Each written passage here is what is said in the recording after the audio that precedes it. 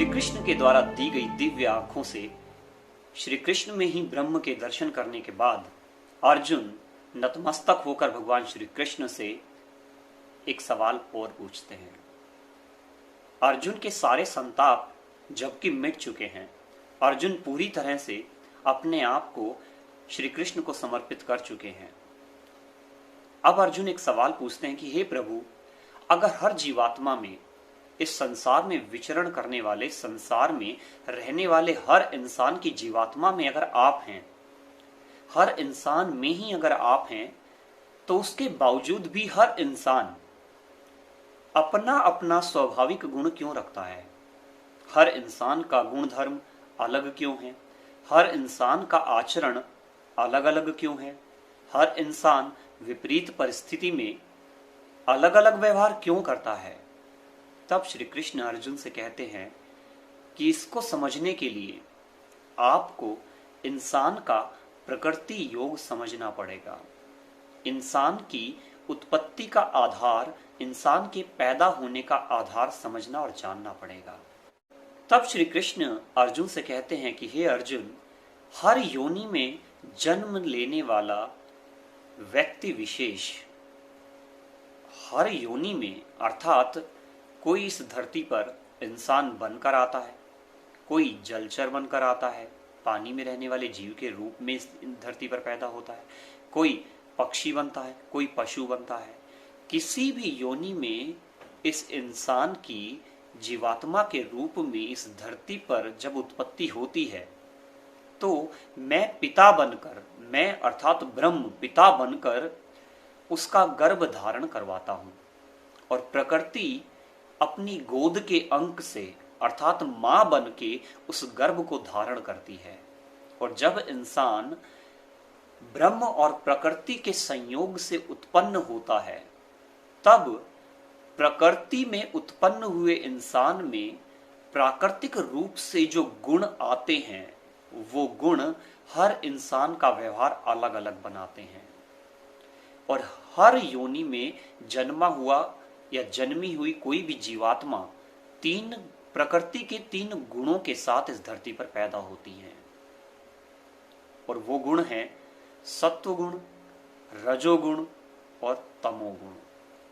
और इन्हीं तीनों गुणों के आधार पर ये तय होता है कि इंसान किस तरह का व्यवहार करने वाला है, इंसान का आचरण रहने वाला क्या है, इंसान की उत्पत्ति किन परिस्थितियों में होने वाली है।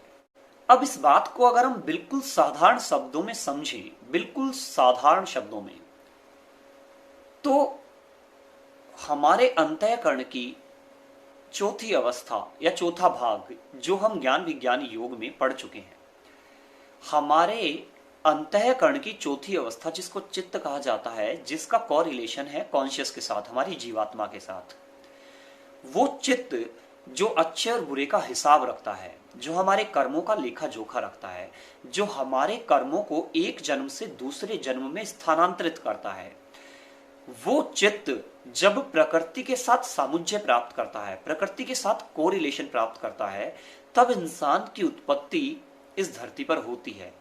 और उत्पत्ति के समय इंसान अपने साथ जो गुण लेकर पैदा होता है, जो परिस्थितियां लेकर पैदा होता है, उनको कहा जाता है प्रारब्ध, अर्थात भाग्य।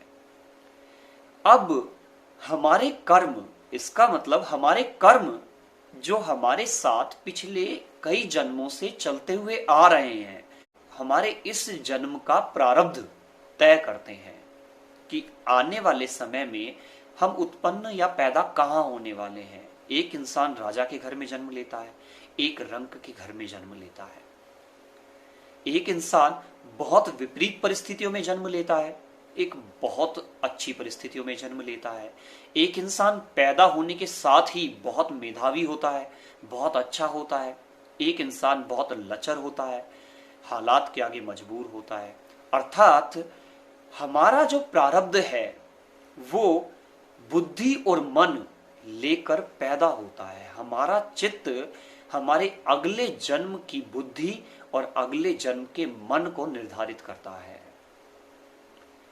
पर क्या हम इस प्रारब्ध को, जो हमें हमारे कर्मों के फेर की वजह से मिला है, क्या हम उसे बदल सकते हैं? तो हाँ, वास्तविकता में हम हमारे प्रारब्ध को बदल सकते हैं। क्यों बदल सकते हैं? क्योंकि हमारे प्रारब्ध में प्रकृति सम्मिलित है। अब इस बात को साधारण तरीके से समझेंगे। प्रकृति मतलब इंसान के जन्म के समय इंसान को मिलने वाले गुण इंसान के प्रारब्ध में सम्मिलित हैं। इंसान के जन्म के समय उसको नेचुरल क्वालिटीज क्या क्या मिलने वाली है, क्या क्या मिली है, ये अगर प्रारब्ध में और भाग्य में सम्मिलित है, तो उन्हीं क्वालिटीज को बदलकर, उन्हीं गुणों को बदलकर हम अपने प्रारब्ध को भी बदल सकते हैं। अर्थात हमारे द्वारा किए जाने वाले कार्य, हमारे द्वारा किया जाने वाला पुरुषार्थ, हमारे द्वारा किए जाने वाले कर्म हमारे प्रारब्ध को, हमारे भाग्य को, हमारे लक को बदल सकते हैं। और वो जो गुण हमें प्रकृति जनित मिले हैं, उसके बारे में श्री कृष्ण कहते हैं कि हे अर्जुन, इस धरती पर किसी भी योनि में जन्म लेने वाला इंसान प्रकृति के 3 गुणों के साथ इस धरती पर पैदा होता है। और वो 3 गुण हैं तमोगुण, रजोगुण और सत्वगुण। अब ये तीनों गुण क्या हैं, इनका प्रकृति जनित आधार क्या है, हम वो समझने का प्रयास करते हैं।